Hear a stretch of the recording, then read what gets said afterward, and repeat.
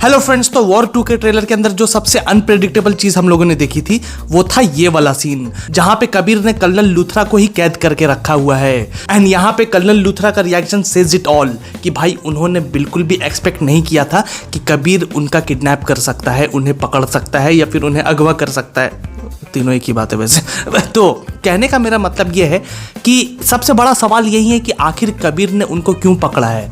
अब देखो, जो सबसे पहली चीज़ हमारे माइंड में आती है वो ये है कि देखो भाई, कबीर अगर कर रहा है कुछ तो कोई रीज़न की वजह से ही होगा, क्योंकि हम लोगों को पता है कि आखिर में पिक्चर के वो देशभक्त ही साबित होने वाला है, कोई विलन तो साबित होने नहीं वाला है। अगर एक्चुअल में वो विलन साबित हो गया और पता चले कि स्पाई यूनिवर्स का मेन विलन ही ऋतिक रोशन है, तब फिर हमारा माथा ज़रूर ठनक जाएगा। लेकिन भाई फिलहाल ऐसा कुछ होने नहीं वाला।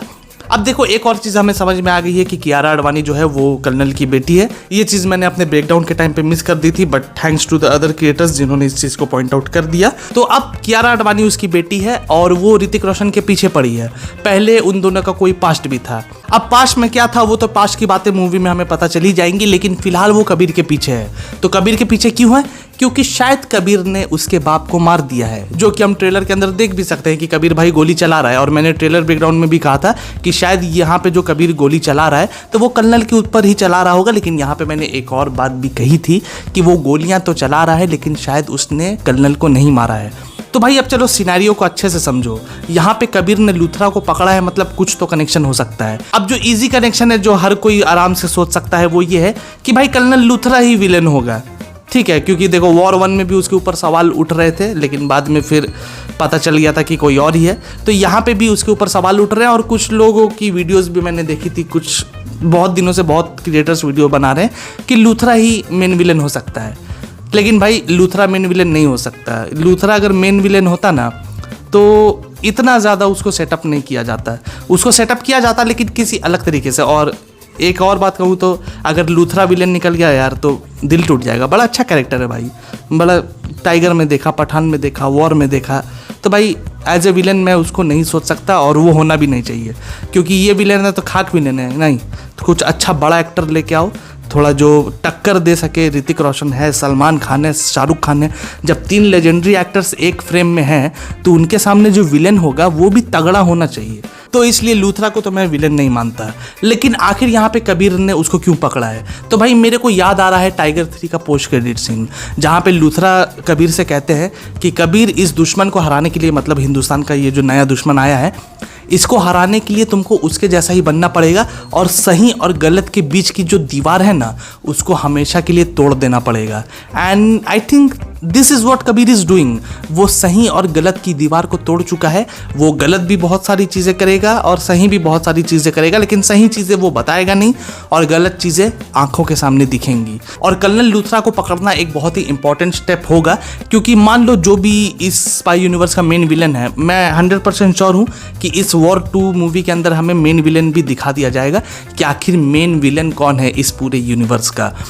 तो अब जो है ऋतिक रोशन को पता चल चुका होगा, यानी कि कबीर को पता चल चुका होगा कि वो है कौन, और वो उसकी टीम में जाना चाहता है, मतलब कि उसका प्यादा बनना चाहता है। और उसके प्यादे को बनने के लिए, उसके विश्वास को जीतने के लिए उसको सबसे मेन आदमी को मारना होगा। और सबसे बड़ा मेन आदमी कौन है? कर्नल लूथरा।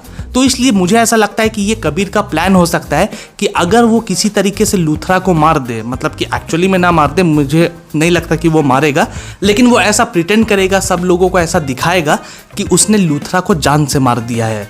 और भाई किसी तरह लूथरा की बॉडी भी दिखा देगा, मतलब एक अलग तरह की बॉडी ले आएगा, लूथरा का चेहरा चिपकाएगा उसमें और दिखा देगा, देखो मैंने लूथरा को मार दिया। एंड एक्चुअल लूथरा को वो छुपा कर रखेगा कहीं पे, ठीक है। और इस तरह से अगर वो कर्नल लूथरा को मार देता है, और ये बात किसी को नहीं पता रहेगी, सिर्फ कर्नल लूथरा और ऋतिक रोशन को ही पता होगा ये बात कि भाई कर्नल लूथरा को उसने मार दिया है कबीर ने। तो अब जब कर्नल लूथरा पूरी तरीके से गायब हो जाएगा, उसकी एक फेक डेड बॉडी भी दिखा देगा कबीर कि उसने मारा है उसको, तो वो जो विश्वास है कबीर के ऊपर, वो जो मेन थैनोस है इस यूनिवर्स का, उसका विश्वास कबीर के ऊपर आ जाएगा।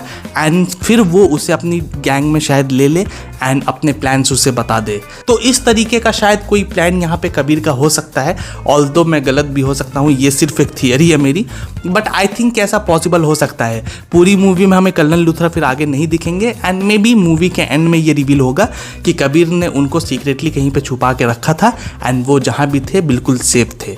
तो ऐसी एक पॉसिबिलिटी यहाँ पे हो सकती है, और अगर इस तरह की पॉसिबिलिटी होती है तो भाई मज़ा तो आएगा। अब देखो, मैं जानता हूँ बहुत लोग VFX को लेकर इसके बहुत ज़्यादा ट्रोल कर रहे हैं। एक्चुअली ठीक है, कुछ खराबियाँ थी, लेकिन इतने भी ख़राब VFX नहीं थे कि भाई हम मूवी को छोड़कर सिर्फ VFX के ऊपर ही बात करें।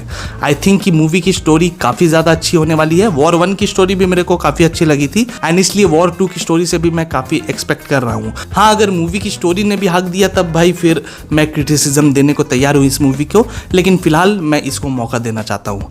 तो यार अब बस आज के लिए इतना ही। आपको ये थियरी कैसी लगी और आपकी इस बारे में क्या राय है, ये मुझे कमेंट्स में ज़रूर बताना। और अगर आपको ये वीडियो पसंद आई हो तो जाने से पहले वीडियो को लाइक और चैनल को सब्सक्राइब भी ज़रूर कर देना। तो चलो अब मिलते हैं अगली वीडियो में, तब तक के लिए गुड बाय, टेक केयर।